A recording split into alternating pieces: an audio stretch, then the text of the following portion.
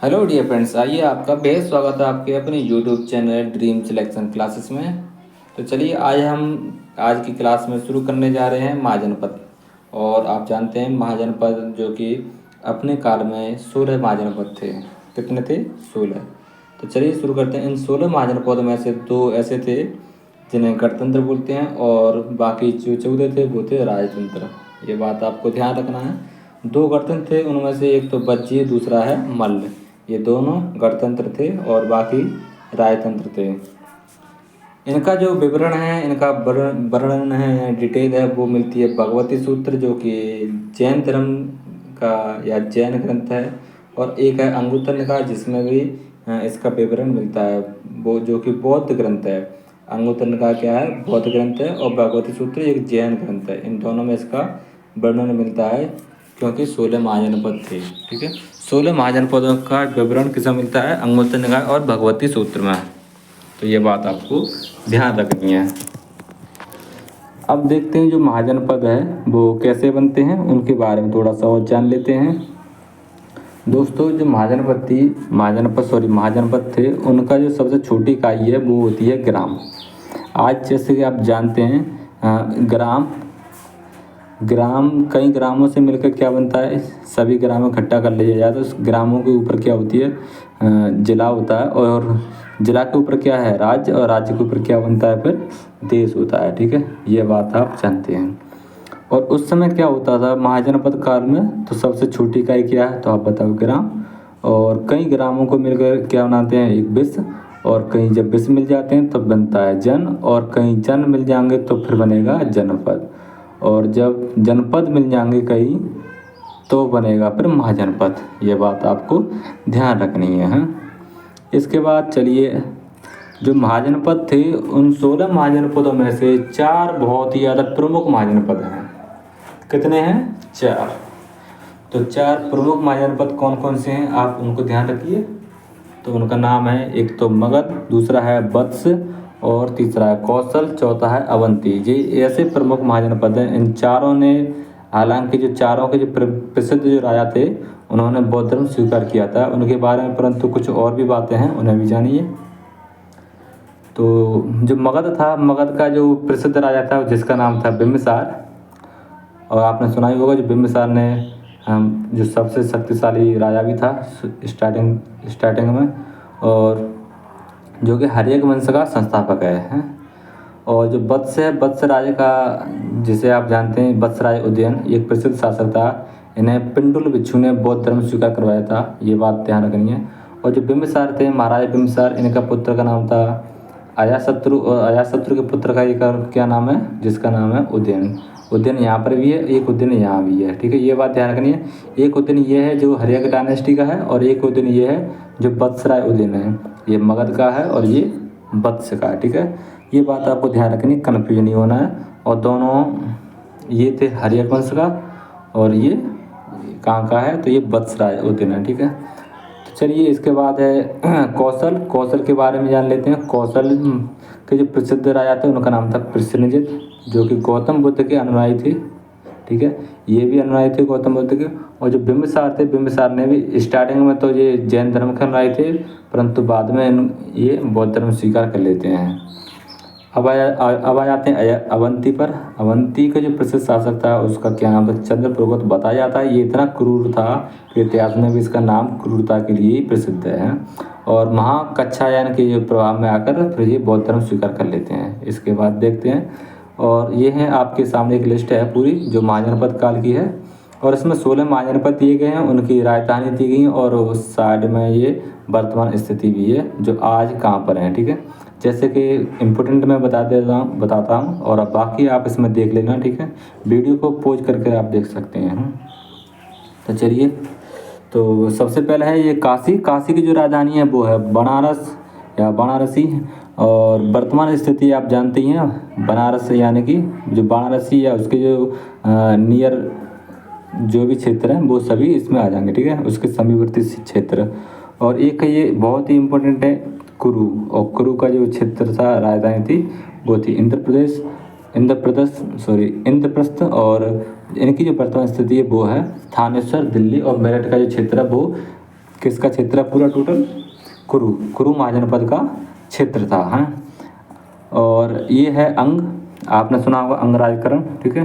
तो ये है अंग की जो राजधानी थी चंपा, और इसका जो पूर्वी बिहार, ये इसका जो वर्तमान क्षेत्र कहाँ है तो आप बताओगे पूर्वी बिहार, भागलपुर और मुंगेर जिला इसका जो वर्तमान क्षेत्र है। तो ऐसे ही ये कुल मिलाकर इसमें 16 महाजनपद हैं, और इसे भी आप ध्यान रखना। एक और है इसमें जो सबसे लास्ट में जो इसका जरूर ध्यान रखना है आपको, अस्मक। क्या है ये? अस्मक।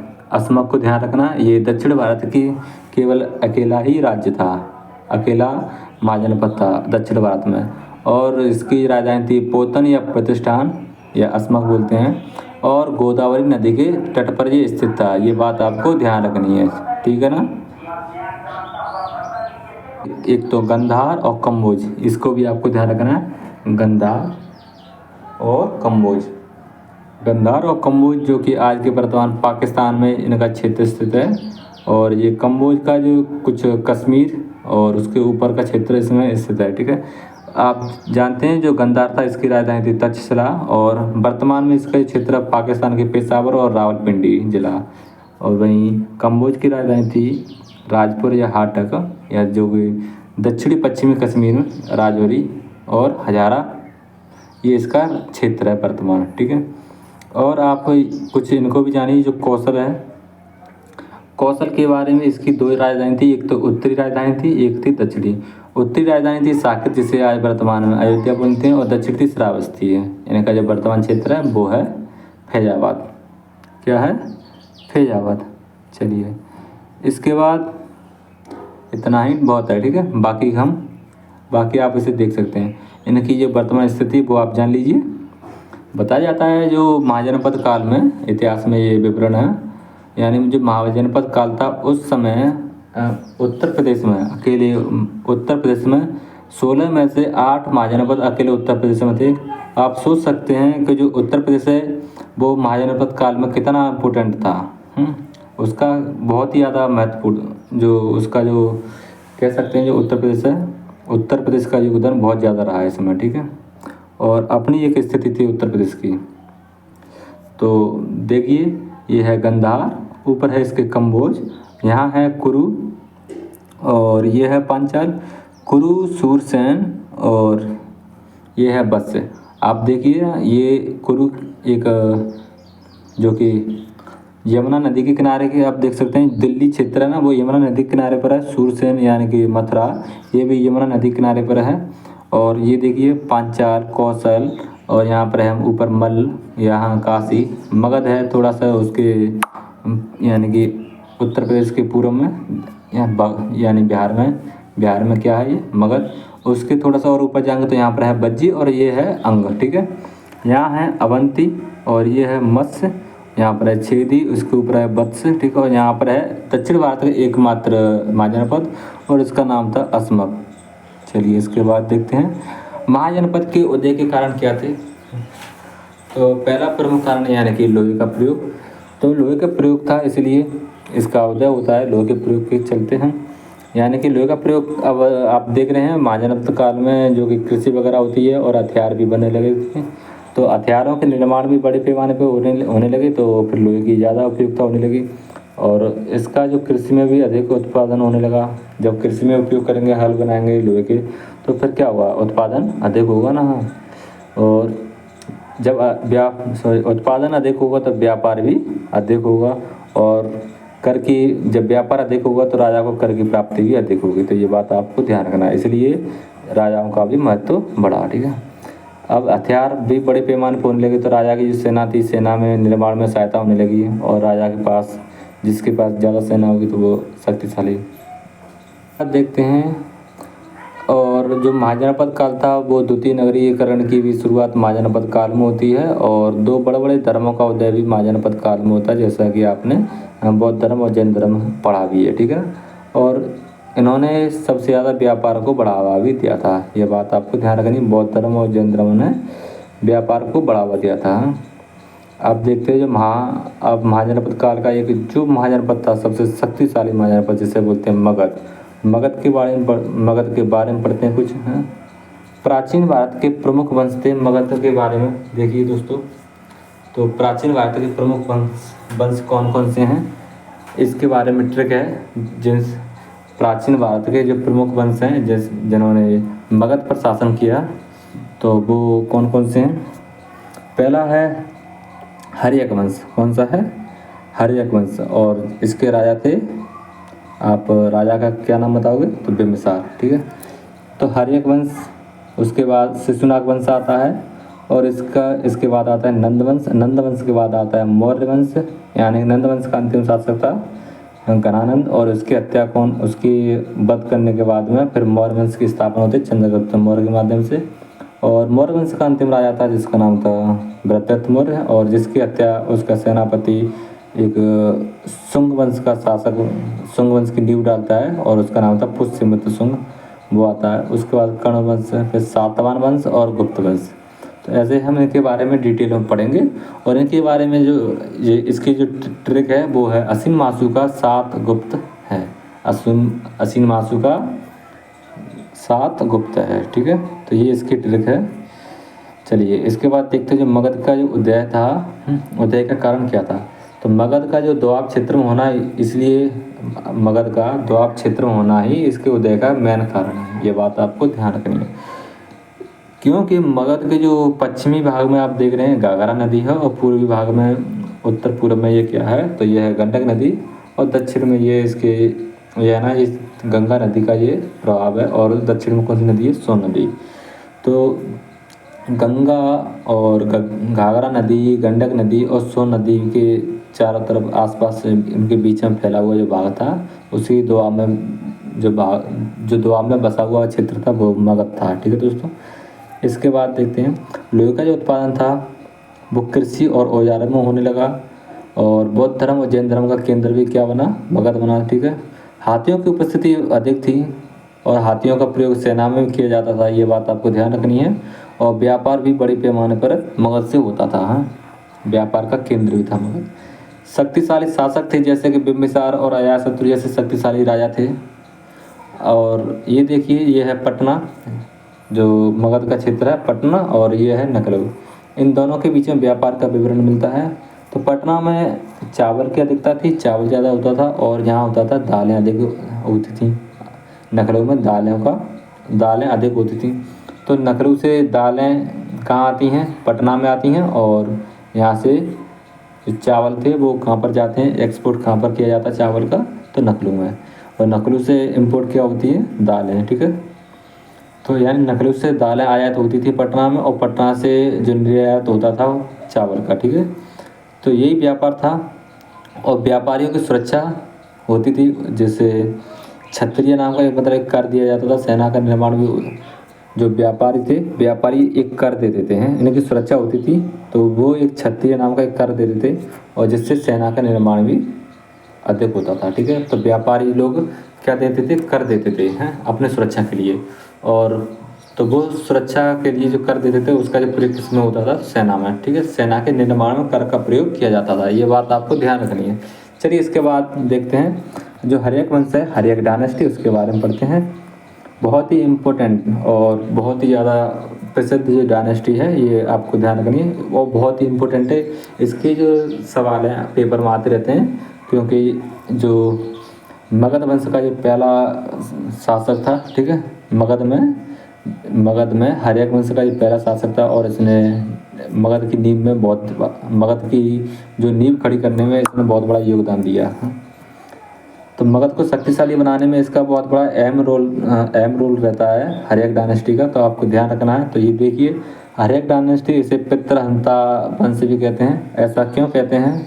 इसका कारण यह है क्योंकि इसमें जो राजा बने थे इस वंश के, उन्होंने अपने बाप की हत्या की थी। तो ये बात आपको ध्यान रखनी है। इसका जो टाइम पीरियड है वो है 544 BC से 412 BC तक। ठीक है, ये बात आपको ध्यान रखनी है। इसके बाद जो बिम्बिसार हैं, बिम्बिसार के बारे में पढ़ते हैं। तो इनका जो टाइम पीरियड आपने देख लिया, टाइम पीरियड है 544 से 492 BC है।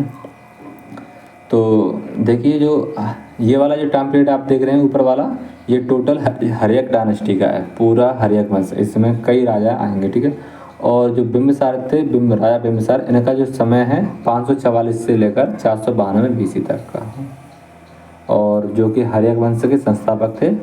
इनका अन्य नाम भी मिलता है, अन्य नाम ये है सैनी और सेंडक, ठीक है।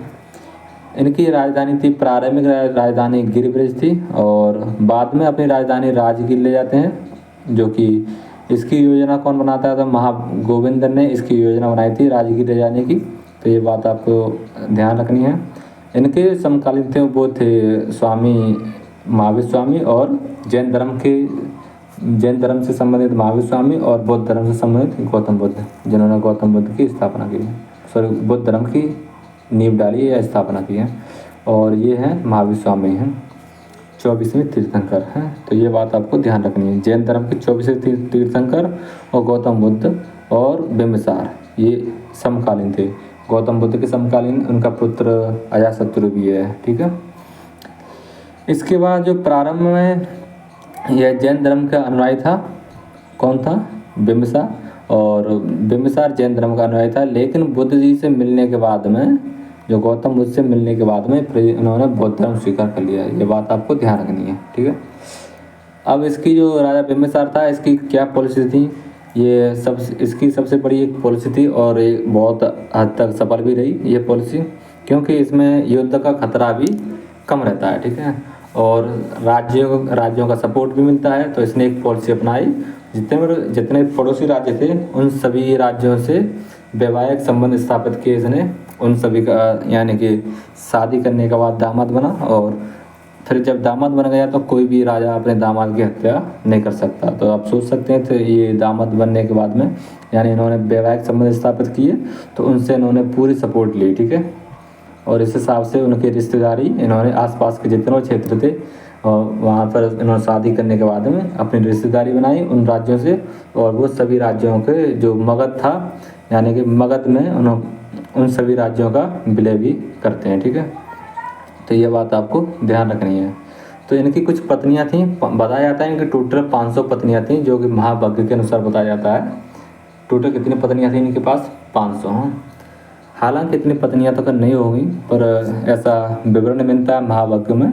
परंतु आपको ये ध्यान रखना है, इनकी कुछ जो पत्नियां थीं उनके बारे में आप पढ़ लीजिए। जो थी, एक थी कौशला देवी, जो कौशल के राजा प्रसेनजित की बहन थी, ठीक है।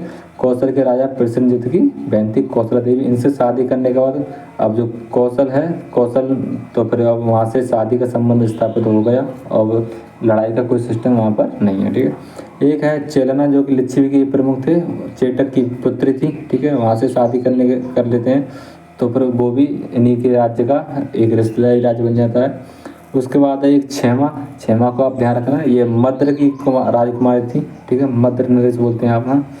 तो और एक है बासवी, जो वैदेही की राजकुमारी थी, ठीक है। कहाँ की थी, वैदेही की हैं। तो ये थी। और इसके बाद देखते हैं, इसने ब्रह्मदत्त की हत्या कर अंग को साम्राज्य में मिला लिया था। जो ब्रह्मदत्त कहाँ का था, तो आप बताओगे, अंग महाजनपद का। और उसकी जो हत्या करते थे और अंग को अपने राज्य में मिला लेते हैं, इसलिए। और जो यानी मगध था, मगध का क्षेत्र और बड़ा हो जाता है। तो अंग को अपने राज्य में मिला लिया और अपने पुत्र अजातशत्रु को वहाँ का उपराजा बना दिया इन्होंने, ठीक है। अजातशत्रु को उपराजा बना दिया, हाँ। इनका दरबारी चिकित्सक था, उसका नाम था जीवक। और जीवक का महत्वपूर्ण योगदान भी है, आप उसे ऐसे समझ सकते हैं, इसने अपने जो राजवैद्य जीवक को चंद्रप्रगोत, जो कि अवंती का राजा था, और बताया जाता है चंद्रप्रगोत बहुत ही ज़्यादा क्रूर राजा था, ठीक है।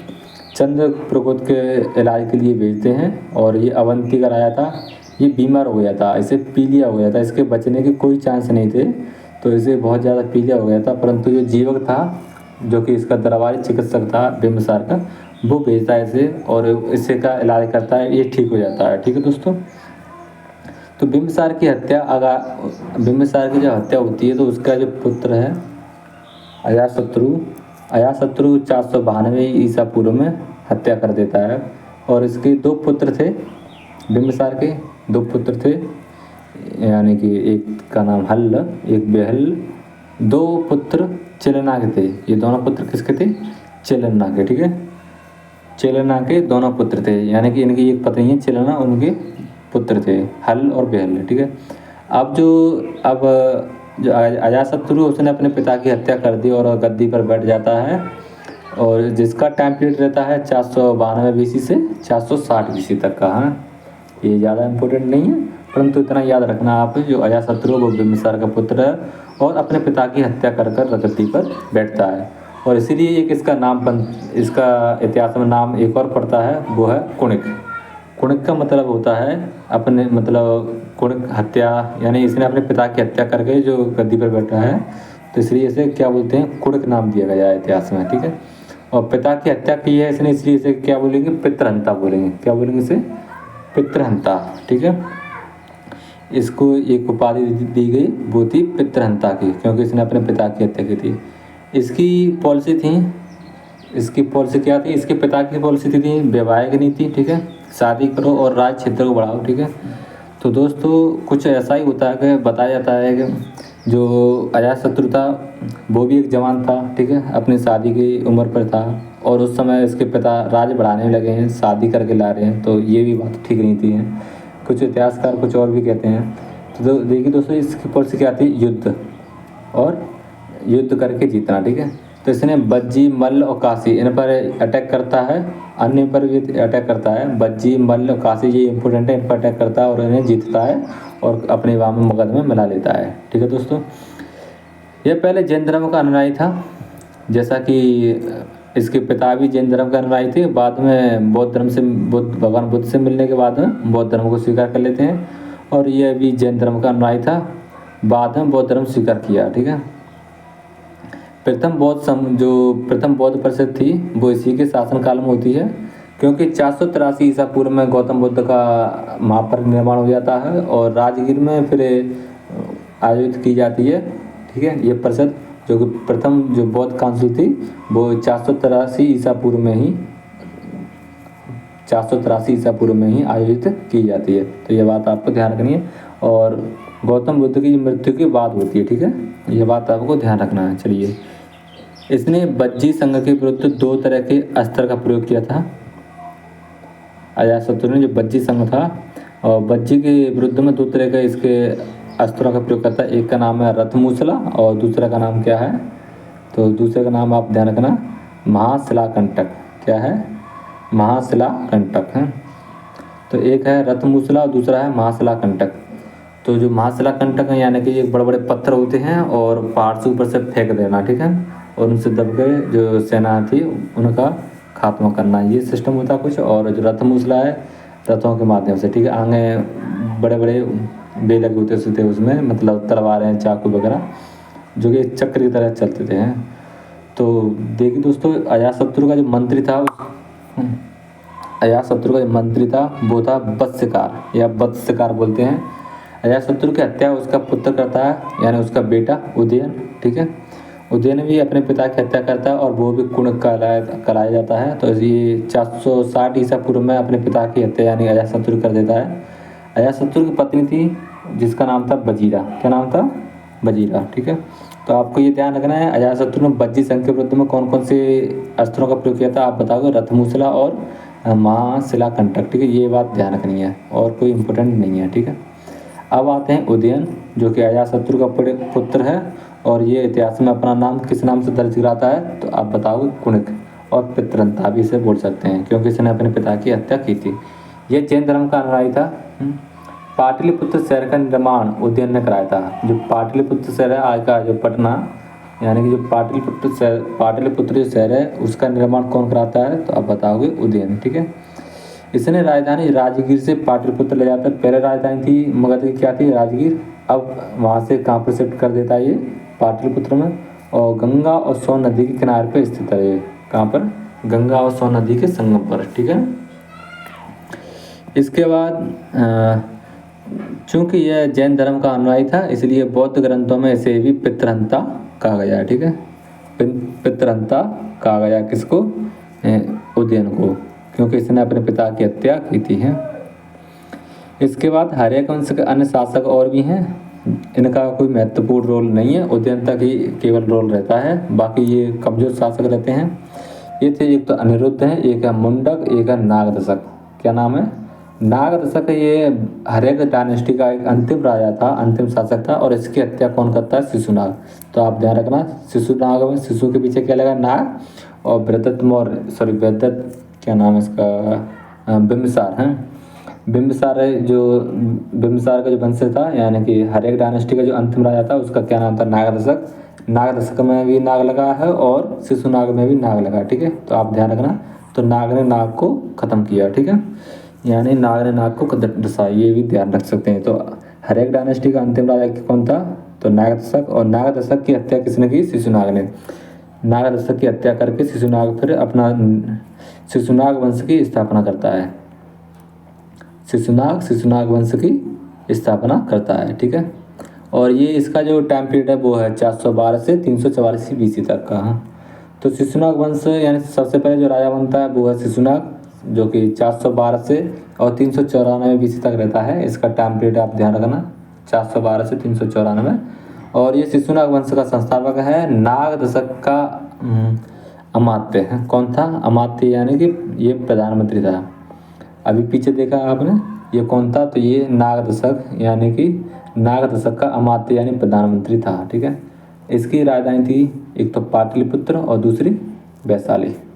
चलिए, इसने अवंती को मगध साम्राज्य में शामिल किया, यानी कि देखिए मगध कितना इम्पोर्टेंट है, यानी कितना शक्तिशाली वो साम्राज्य मगध महाजनपद बहुत ही शक्तिशाली था, क्योंकि वो अड़ोस पड़ोस से जितने बार महाजनपद थे उनको विलय करता जा रहा है, और मगध को और ज़्यादा शक्तिशाली और ज़्यादा शक्ति को बढ़ावा मिल रहा है, ठीक है।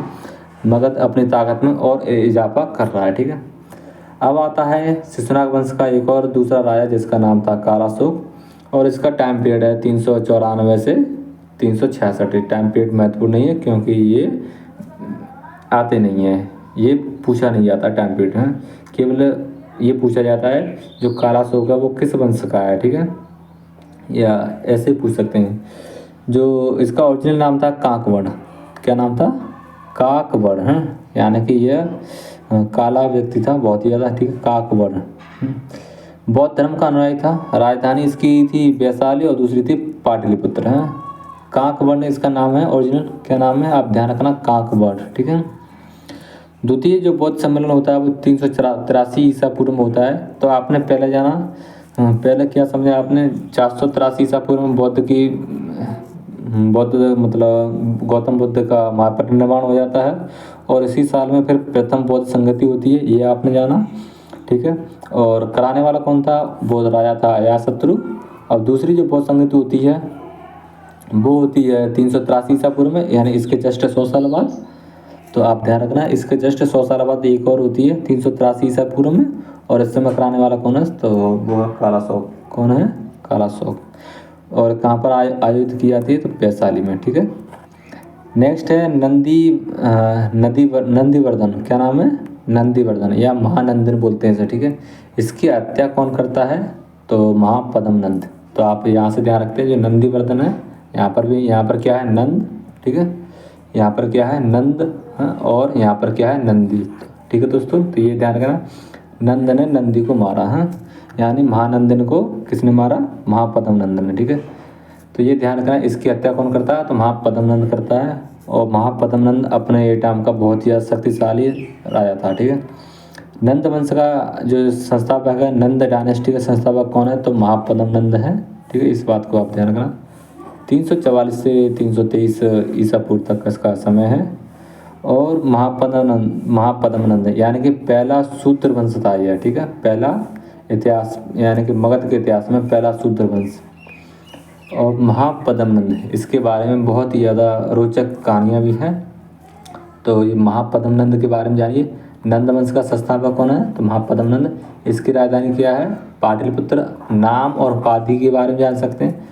सर्वसत्रांतका, क्या? सर्वसत्रांतका, ये बात ध्यान रखना, पुराणों के अनुसार बताया जाता है। किसके अनुसार? पुराणों के अनुसार, ठीक है।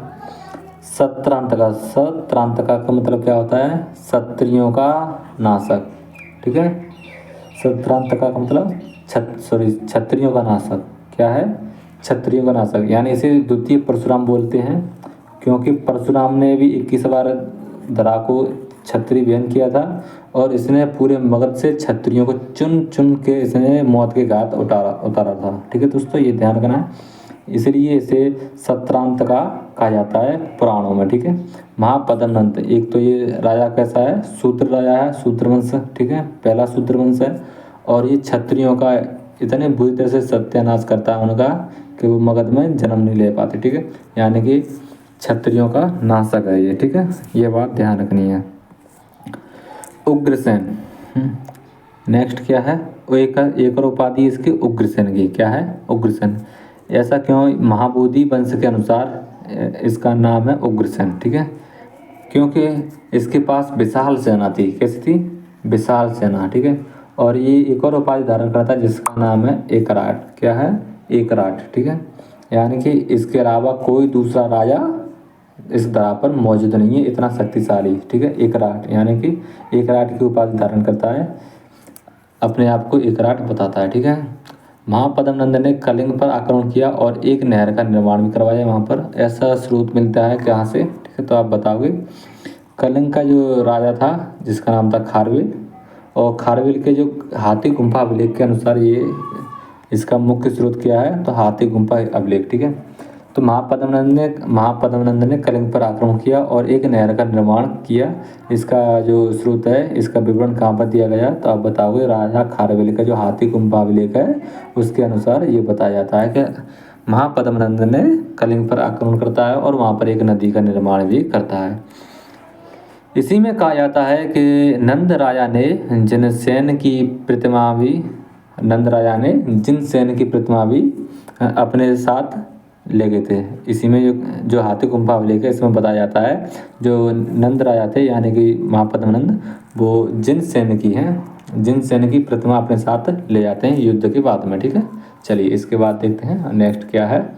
और नेक्स्ट है, इसके समकालीन थे पाणिनि। है, बहुत ही इंपॉर्टेंट बात है, इस बात को आप ध्यान रखना। तो आप क्वेश्चन पूछा जाता है कि पाणिनि किसके समकालीन थे, मगध का राजा कौन था उस समय, तो आप बताओगे महापद्मनंद। ठीक है, तो महापद्मनंद के समय पे ही पाणिनि थे जिन्होंने अष्टाध्यायी की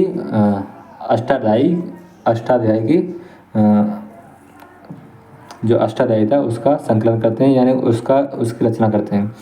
संस्करण के, इसमें क्या है, संस्करण के व्याकरण की पहली किताब है ये एक संस्कृत की किताब है। किसकी है, संस्कृत की है। तो आप बताओगे ये संस्कृत की किताब है और ये पहली पुस्तक है संस्कृत की। ठीक है, जिसमें संस्कृत का व्याकरण दिया गया है। अब इसके बाद आता है महापद्मनंद के बाद दूसरा राजा जिसे बोलते हैं घनानंद, धनानंद भी बोलते हैं, कहीं कहीं घनानंद लिखा हुआ। ठीक है, नंद वंश का ये अंतिम शासक है और बड़ा खतरनाक शासक है। ठीक है, और इसका टाइम पीरियड है 324 बीसी से 323 बीसी तक का, 329 बीसी से 323 बीसी तक का इसका समय है और ज़्यादा महत्वपूर्ण नहीं है, 329 से 323 तक का। ठीक, नंद वंश का अंतिम शासक था। इसकी हत्या करता है चंद्रगुप्त मौर्य। कौन करता है, चंद्रगुप्त मौर्य ने चाणक्य की मदद से इसकी हत्या की। ठीक है, महापद्मनंद के 8वां उत्तराधिकारी था, कौन था, 8वां। तो दोस्तों इससे पहले 7 उत्तराधिकारी और आ चुके थे महापद्मनंद के बाद में और घनानंद से पहले। ठीक है, तो घनानंद 8वां उत्तराधिकारी होता है, ये बात ध्यान रखनी है। कुल मिलाकर 9 नंद होते हैं, कितने, 9, इसलिए इन्हें नवनंद कहा जाता है। चाणक्य का अपमान कौन करता है, तो यही करता है, चाणक्य की छाती में लात मारकर उसे बजाता है और उसका अपमान करता है, ऐसा इतिहासकार बताते हैं। ठीक है, आपने टीवी सीरियल में ही देखा होगा। ठीक है, तो चलिए इसके बाद ये कहा जाता है कि कोई अगर गुरु का अपमान करे तो वो ज़्यादा समय तक टिकता नहीं है, और चाणक्य अपने समय के एक प्रसिद्ध गुरु थे और वो उनका आदर सम्मान बहुत ज़रूरी था। ठीक है, और वो जो नालंदा जैसे विश्वविद्यालय, चाणक्य अपने आप में एक ऐसे गुरु थे, वो एक राजा का निर्माण कर सकते हैं, पूरा राज्य साम्राज्य उनके अंदर था, ऐसा मान लीजिए। और चाणक्य ने वो करके दिखाया। जो चंद्रगुप्त मौर्य है, चंद्रगुप्त मौर्य के अंदर उन्होंने बहुत शक्तिशाली यानी बहुत क्षमता प्रदान की चंद्रगुप्त को, जिसने समस्त भारत को एक किया। हाँ, तो ये बात आपको ध्यान रखनी है। हालांकि अगर जो घनानंद ये भी शक्तिशाली था, अगर ये चाणक्य को गुरु मानकर और उनका मार्गदर्शन में चलता तो ये भी पूरे भारत पर शासन करता है और बहुत अच्छा शासक भी बनता। ठीक है, तो इसने अंतिम समय में गुरु की बात नहीं मानी और गुरु को धक्का मारकर बाहर निकाल दिया था इसने। ठीक है, चाणक्य का अपमान करने के बाद में इसका जो समकालीन था वो था सिकंदर, अलेक्जेंडर बोलते हैं, और पोरस और राजा अम्बी। पोरस, राजा अम्बी और सिकंदर, आपने सुना होगा सिकंदर और पोरस का युद्ध तो बहुत होता है और इसके बीच में भी ये युद्ध के लिए जाता तो है सेना लेकर सिकंदर के सामने, परंतु वहाँ पर युद्ध नहीं होता है। होता ये है केवल इसको भड़का दिया जाता है, घनानंद को सिकंदर भड़का देता है और ये अपने गुरु का अपमान उसके बाद में कर बैठता है। इससे पहले गुरु का अपमान इसने कभी नहीं किया था चाणक्य का। तो दोस्तों आपने कुछ ऐसा जाना, ये जो घनानंद है और घनानंद और सिकंदर आपस में इनकी मुलाकात तो होती हैं, परंतु सिकंदर इसे भड़का देता है घनानंद को और गुरु का विद्रोही बना देता है और आकर ये अपने गुरु का अपमान करने लगता है और राज्य से बाहर निकाल देता है। इसके बाद में फिर क्या है, जो गुरु का अपमान करता है वो ज़्यादा समय तक नहीं टिकता है। चलिए, इसके बाद विदेशी आक्रमण होते हैं। तो आपने जाना सिकंदर ये विदेशी था और पोरस जो है वो पंजाब में शासन कर रहा था। पोरस राजा अम्बी पहला गद्दार बताया जाता है। तो चलिए विदेशी आक्रमण के बारे में जान लीजिए। ईरान जो कि पारसिक, एक हैं ईरान की तरफ से आक्रमण करने वाले या पारसिक बोलते हैं, एक हैं यूनानी या मकदूनिया की तरफ से जो कि ग्रीक बोले जाते हैं। ईरान या पारसिक के बारे में जाने तो अखावानी वंश का, कौन है, अखावानी वंश, सबसे महत्वपूर्ण वंश क्या है, अखावानी वंश।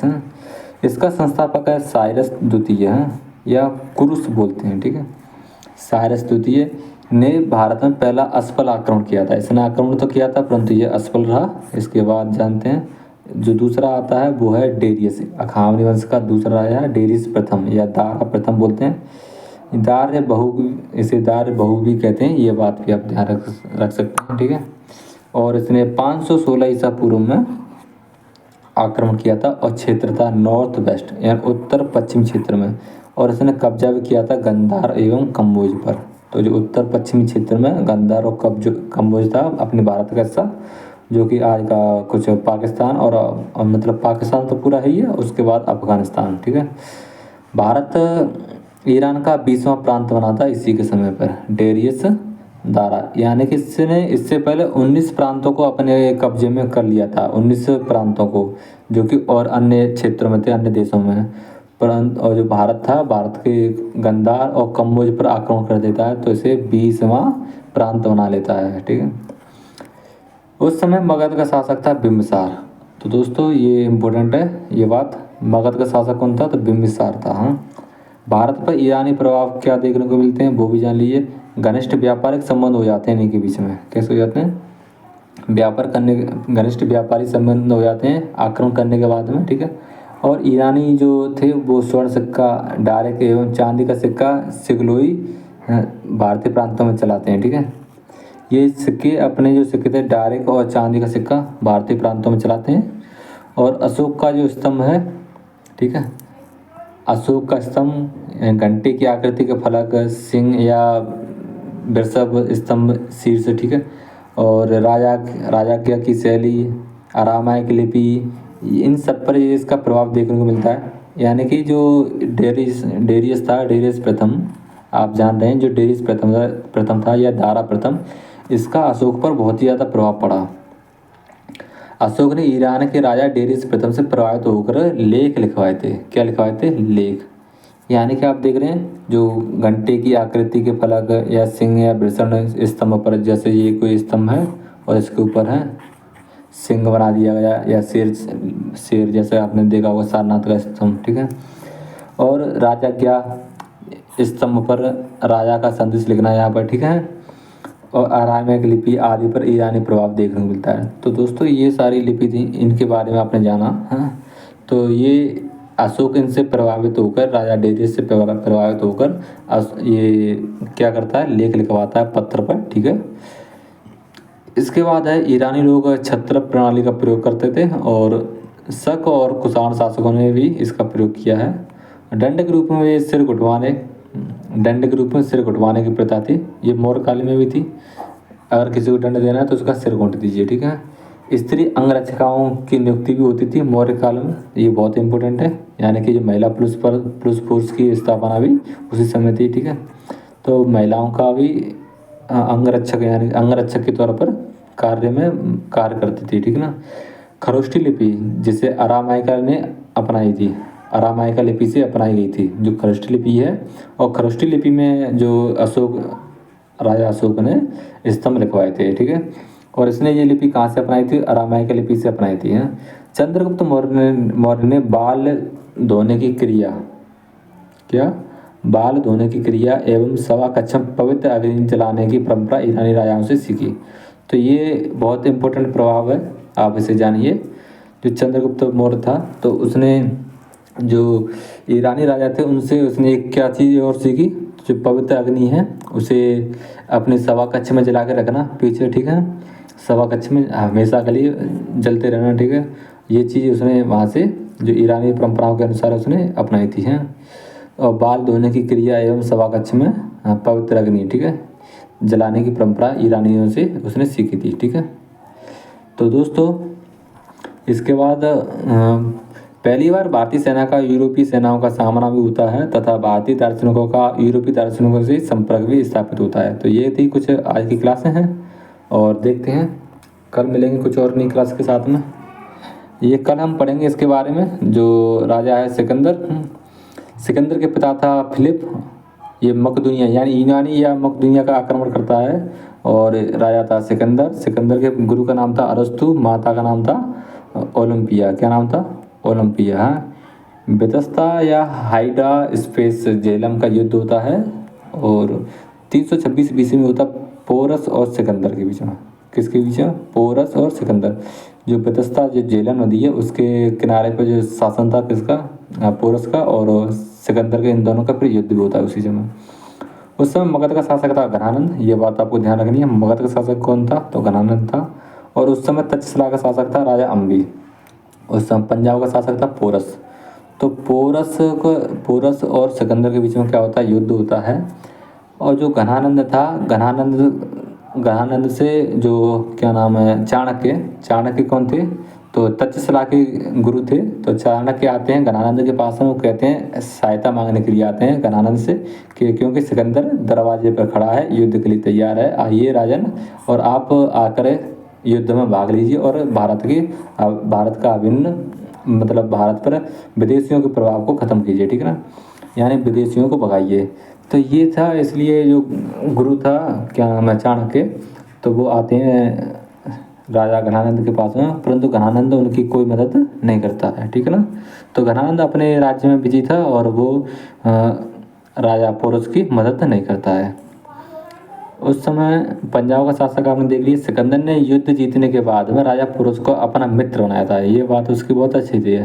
युद्ध जीत लिया और युद्ध जीतने के बाद में अपना मित्र बनाता है। सिकंदर पहली बार इसी युद्ध में हाथियों की सेना देखता है, ठीक है।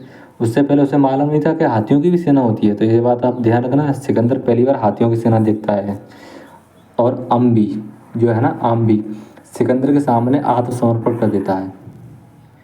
तो दोस्तों ये उस समय की बात है 326 ईसा पूर्व में, यानी सिकंदर के समय पर सिकंदर के सामने आत्मसमर्पण करने वाला पहला भारतीय राजा जिसका नाम है राजा अम्बी। ये पहला देशद्रोही था। कौन था? ये पहला जयचंद्र था, भारत का पहला देशद्रोही राजा था। सिकंदर के प्रमुख कमांडर कौन कौन से हैं वो जान लीजिए। सेल्यूकस निकेटर ये प्रमुख कमांडर है, और एंटिगोनस निर्याकर और कॉइनस और कैसेडियर अन्य, ठीक है। ये इसके बाद में देखते हैं दोस्तों।